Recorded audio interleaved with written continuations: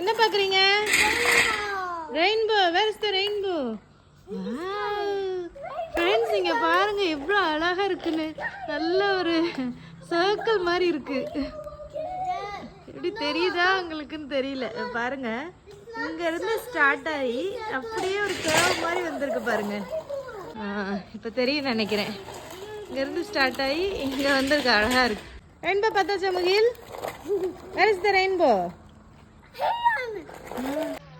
Hi friends, வானவில் எதனால் உருவாகுதுன்னு பார்க்கலாமா? நம்ம எல்லாரும் படிச்சிருப்போம். அதாவது மழை துளியோட அந்த சூரிய ஒளிக்கதிர்கள் வந்து செல்லும்போது ஒரு முழு ஆக எதிரொலிப்பு வந்து அந்த இடத்துல நடைபெறும்.